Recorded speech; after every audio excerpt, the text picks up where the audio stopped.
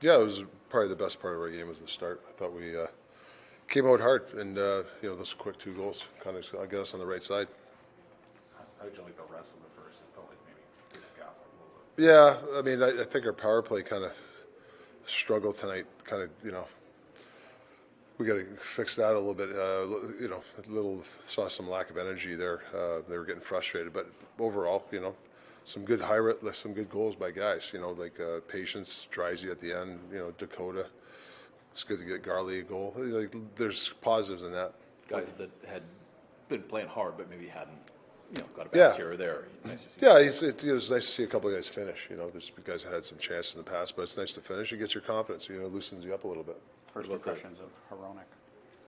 Very good. I like just his, especially the first half, his swag, quick plays. I thought he did really well. We were down to 5. Wallenda got hurt there. I think it was the first shift. So that was kind of tough playing the 5D. So, but for him to come back after three weeks playing 5D, it's not the greatest situation. Any update on the line?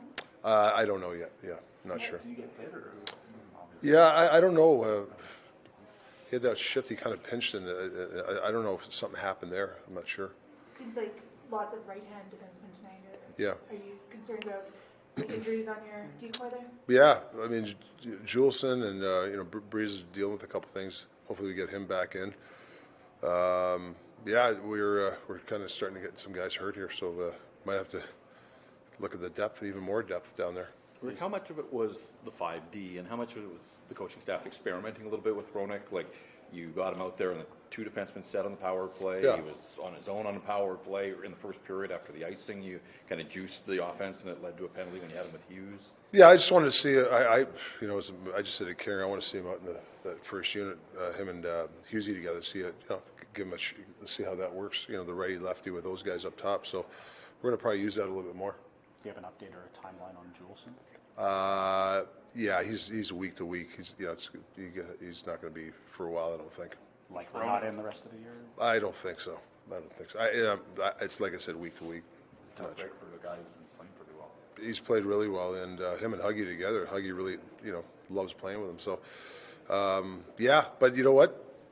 He's got a good summer to rehab, and we really like him, and he's done a nice job for us, especially those last 5 games. I think he's done a really nice job. Hronek getting an opportunity to play with so many different guys, is that kind of nice for you to just like see what might work moving forward? He was playing with another righty tonight, which is kind of. Yeah. I mean, you play the 5, you're just going to rotate it. But yeah, I mean, he's going to play with Huggy sometimes too. But he's the type of guy that can play right or left at any time, or play with whoever.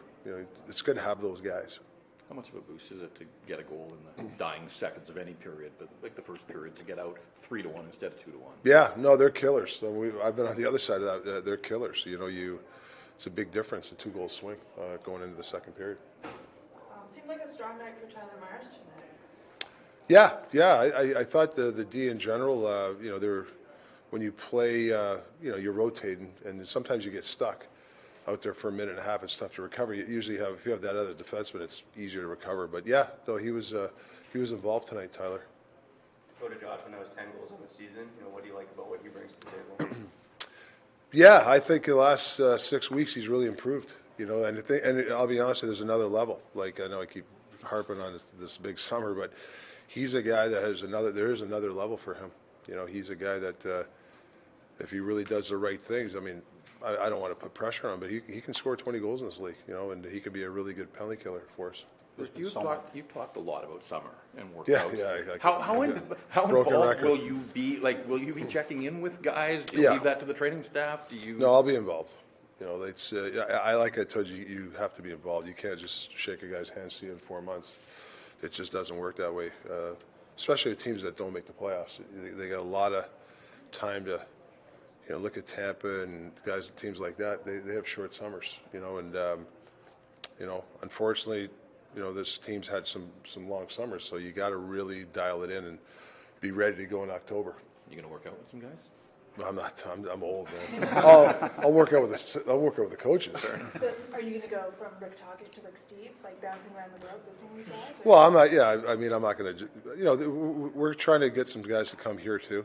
Check in here. So, but I'll jump around for sure. There's been a lot of talk about penalty kill this year for the wrong reasons. You're now tied for the league lead in shorthanded goals. How much of a pleasant surprise has the offense on the penalty kill been? Yeah, that's been great. But it's not even, the short hand goals are great. I really think we've really improved our PK. Obviously there's some factors to it. That's something that we got to obviously flip the switch next year. We got to get that thing pointing in the right direction. And I think we have.